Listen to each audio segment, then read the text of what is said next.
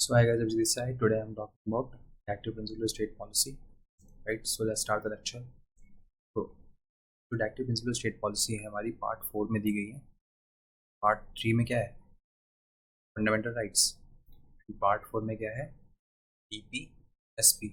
कौन से आर्टिकल से लेके कहाँ तक है? 36 से लेके 51 article. Right. Okay. So let's start the topic now. बहुत ही सिंपल टॉपिक है और just because this is a revision lecture so let's start. Origin. देखो सबसे पहले की बात करें कि भाई जो DPSP है कहीं से तो आया होगा. तो DPSP कहाँ से है आपका? Inspired by Irish constitution. Right. इसे लोग आयरिश भी बोल देते हैं. तो इरिश कॉन्स्टिट्यूशन से हमारा DPSP इंस्पायर्ड है. राइट. हमारे कॉन्स्टिट्यूशन में DPSP आया कहाँ से? इरिश कॉन्स्टिट्यूशन से. अब नेचर कैसा है इसका कि नॉन जस्टिसिएबल है. मतलब आप जो DPSP है अगर कुछ DSP फॉलो नहीं किए जा रहे हैं, DPSP फॉलो नहीं किए जा रहे हैं तो आप कोर्ट में लेके नहीं जा सकते इसको. राइट. तो इसलिए क्या गया इसको नॉन जस्टिसिएबल इन नेचर. ठीक है. DPSP are non justiciable in nature just because fundamental right justiciable in nature के अंदर बट DPSP नहीं है. Right. But fundamental in governance. Right. तो नॉन जस्टिसिबल तो है, मतलब आप कोर्ट में नहीं लेके जा सकते, लेकिन फंडामेंटल है गवर्नेंस के लिए कि एक्चुअल में गवर्नेंस गवर्नमेंट या जो गवर्नमेंट की जो कामकाज है, जो पॉलिसी फॉर्मेशन है लोगों के लिए, उसमें ये इंडल्ज होनी चाहिए या इनकलगेट होनी चाहिए. राइट. DPSP. अब इसका जो एम है वो क्या करना है? एस्टैब्लिश करना है एक वेलफेयर स्टेट एंड इंश्योर करना है सोशल एंड इकोनॉमिक जस्टिस को. राइट. हम एक गवर्नमेंट सेलेक्ट करके भेज रहे हैं. उस गवर्नमेंट का काम क्या है कि सोशल जस्टिस प्रोवाइड करे. राइट. इकोनॉमिक जस्टिस प्रोवाइड करे, मतलब जितनी भी टाइप की जस्टिस हो सकती है वो प्रोवाइड करे. राइट. और हमारा स्टेट को कैसा स्टेट बनाए? एक वेलफेयर स्टेट बनाए. कैसा स्टेट बनाए? वेलफेयर स्टेट बनाए. सो ये किसकी जिम्मेदारी है? ये जिम्मेदारी है हमारी गवर्नमेंट की. राइट. सो इसका एम क्या है DPSP का? इसका एम यही है कि वेलफेयर स्टेट अच्छे से डेवलप हो जाए और इंश्योर कर रहा है इसको सोशल एंड इकोनॉमिक जस्टिस को. DPSP का एम यही है. क्लासिफिकेशन की बात कर लेते हैं. तो सोशलिस्ट प्रिंसिपल होता है, दूसरा होता है गांधीयन प्रिंसिपल एंड तीसरा जो होता है लिबरल इंटेलेक्चुअल प्रिंसिपल्स. राइट. सो DPSP को हम पढ़ते हैं तो हम 3 पार्ट में प्रिंसिपल्स को डिवाइड करते हैं. जो DPSP के जो सिद्धांत है 3 सिद्धांत दिए गए हैं. तो पहला सिद्धांत तो सोशलिस्ट प्रिंसिपल है. ठीक है. Socialist principle. दूसरा सिद्धांत है गांधीयन प्रिंसिपल. ठीक है. गांधीयन प्रिंसिपल. तीसरा सिद्धांत क्या है आपका? लिबरल. लिबरल आपका लिबरल इंटेलेक्चुअल. ठीक है. Liberal intellectual principles.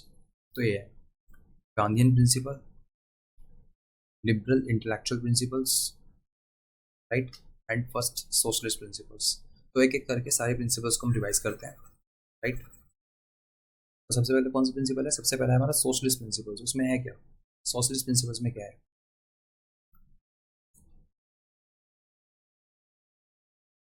सबसे पहले देखते हैं सोशलिस्ट प्रिंसिपल.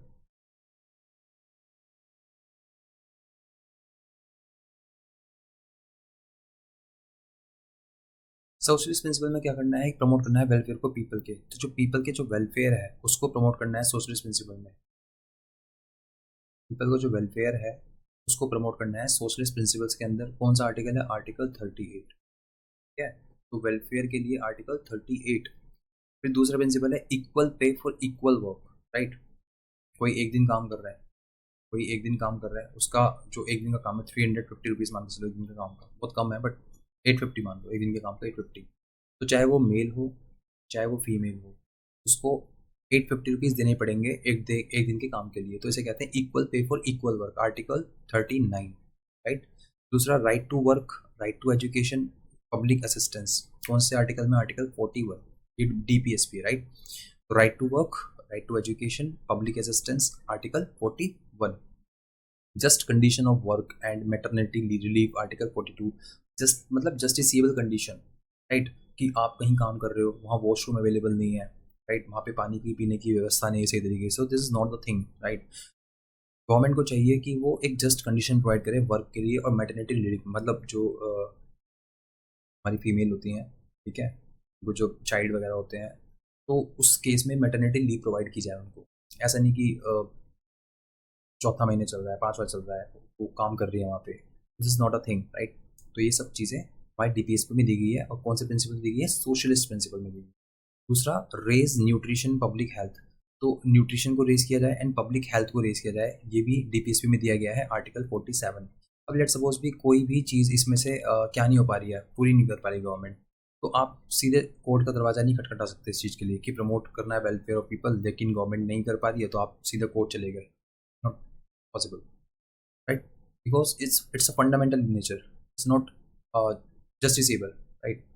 ओके, तो नेक्स्ट प्रिंसिपल की बात करते हैं, गांधी प्रिंसिपल्स के बारे में। So organise village panchayat, organise करना है विलेज पंचायत को, आर्टिकल 40 में दिया गया है, राइट?